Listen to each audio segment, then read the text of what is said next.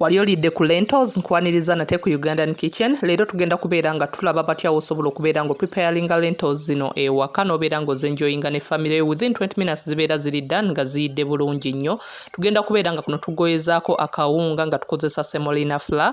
Ngenda kubeera nga mbalaga. This meal was so yummy, so nkusaba subscribinga tanaba kuba nga subscribinga, likinga, sharinga and leave a comment. So these are pink lentils, oba osobola okuziyita red lentils bweziti bwe ziba zifaanana. Lentils they are legumes nga bwe tulaba ebijanjalo, ebinyeebwa, kawo, soya, bwotyo nga bwolaba. So kyekimu wano ne ku lentils zino zirimu ebika ebyenjawulo. Leero nakozesezza zino eza red oba zoyinza okuyita eza pink. Buno buwewukira ddala ate tebuliiko skin, so bwangu amangu okujja compare to the other types. So beera nga obufuna osobola okubeera nga obujja mu spice shops ez'enjawulo abatunda spices ez'enjawulo n'obeera nga obugula n'obufuna ewaka n'otandika okubeera nga obulonda okugyamu obukyafu bwonna obulimu, oluvannyuma beera nga obwoza amazzi paka gonna nga gakiliyalinze bulungi nnyo bw'otyo nga bw'olaba. Oluvannyuma tubeera nga buno tubutransferinga bulungi nnyo mu ntamu yonna mw'oba ogenda okubeera nga ofumbira n'obeera nga obugattamu. Naboyirinza amazzi mu pako ge nagasseemu muneeno okubeera nga mbufumba, but osobola okubeera nga just opima amazzi agaffe aga bulijjo n'obeera nga g'ogattamu n'obeera nga otandika okufumba lentils zo zino. Ziyina proteins ate nga ziri full of fiber ne minerals. Lentils zino naddala omuntu ali on a vegan diet oba someone who is a vegetarian atalya nnyama, eno substitute nnungi nnyo y'omuntu okubeera nga okozesa osobola okubeera nga ocoveringa up that protein bit of it eya nutrition gy'oba weetaaga mu body yo. So tugenda maaso wano ne tubeera nga tugattamuko ku munnyo n'obeera nga ospicinga oba obadde olina paprika, turmeric, osobola okubeera nga ogattamuko ku cumuni n'ogenda maaso okubeera nga ofumba ku muliro omutonotono. Ngenda maaso wano ne mbeera nga nfuna ingredients ze njagala okubeera nga ngattamu. Nakozesezza akatungulu, ennyaanya 2 ne carrot. However, oli waddembe okubeera ayagala bell peppers ez'enjawulo okubeera nga nazo zi includingamu n'engattakoko ne coriander omutonotono. To my returning subscribers, mwebale kubeera nga mukyekuumidde ku Ugandan kitchen. Kitegeeza kinene nnyo gye ndi. Mwebale ku subscribinga, ku likinga, ku sharinga. Naawe gwa gwe mulundi gw'okusosa ku Ugandan kitchen nkusaba obeere nga subscribinga, likinga, sharinga and leave a comment. So oluvannyuma lw'eddakiika nga 5 osobola okulaba nti lentils zo zibeera nga ziyidde. Ngenda maaso ne mbeera nga muno ngattamu ingredients zino ze nsazeewo okubeera nga nkozesa. Mulinamu ennyaanya, katungulu, tulinamu coriander ne carrot. However, oli waddembe okubeera nga you choose vegetables oba ingredients ze wandiyagadde okubeera nga okozesa in this recipe.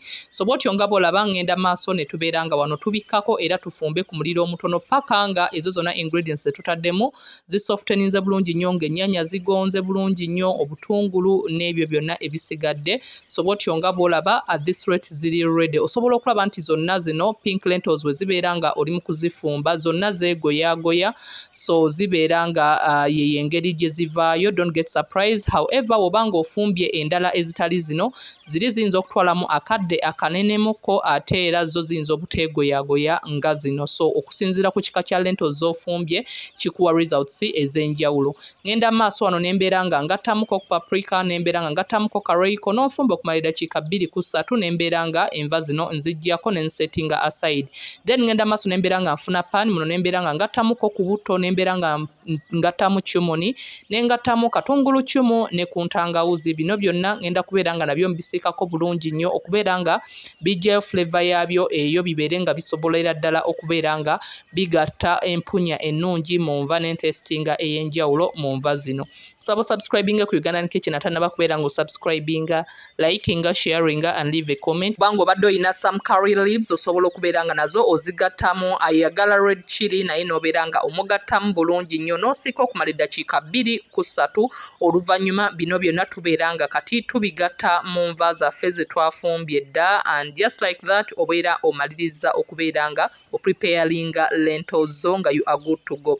Lentils zino zitestinga nga bw'owulira kawo bwa testinga, like nga bw'owulira ddala kawo bwali yengeri lentils zino we zitestinga. So eri gwe ataziryangako toweeraliikirira ogenda kubanga ali mu kubeera nga olya kawo. Zirimu ebika ebyenjawulo but eri omuntu eyandyagadde okubeera nga ofunira ddala zino ezijja amangu making sure nti ogula ezo eza red oba pink lentils because zo ziba teziyinaako skin ate era za luwewere, so yensonga lwaki zanguwa mangu okujja. Waliyo eza black, waliwo eza brown, waliwo eza green but eza pink zezangwa mangu okujja era zezisinga okubeera nga zifumbibwa mu soups ez'enjawulo. So watyo nga bolaba obeera nga organishinga ne coriander and you are good to go ng'envaazo ziri ready, oli waddembe okuziriirako chapati, okuziriira ku ttooke, okuziriira ku muceere, okuziriira kawunga. Era leero tugenda kubeera nga tupreparinga akawunga nga tukozesa this semolina flour. Semolina flour ono abeera nga ava mu ngano, just that nti baba tebamuggrindinze into the fine particles eya baking flour tulaba nti bamuggrindinga naye ne baleka nga ali in that coarse particle nti omukwatamu bw'oti omuwuliramu obwo obulinganga obulumira, so ayagala okufaananamuko ne maize flour newankubadde nga si bye bimu. So maize flour ye ali gluten free, like taliimu kirungo ekyo kya gluten because tava mu ngano ate era ye ava mu kasooli, but this semolina flour ava mu ngano ate era ye alimu ekirungo ekyo ekya gluten. Era ye akozesebwa mu kubekinga okw'enjawulo, akozesebwa mu kukola macaroni, akozesebwa mu kubeera nga bamukozesa mu desserts ez'enjawulo, so asobolera ddala okubeera nga akozesebwa mu bintu ebirala eby'enjawulo.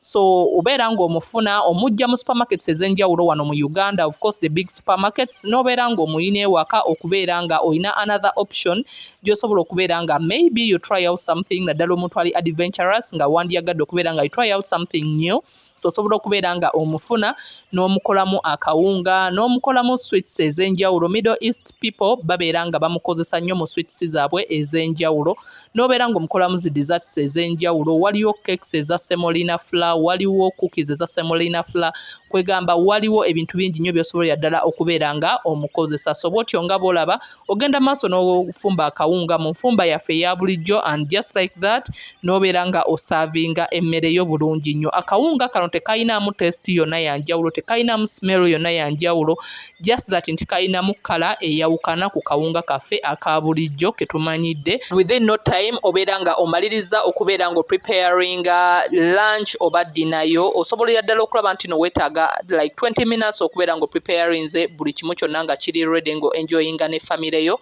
I hope you like the video. Subscribe, like and share. Don't forget to click on the bell to turn on your notification. Until next time, thanks for watching.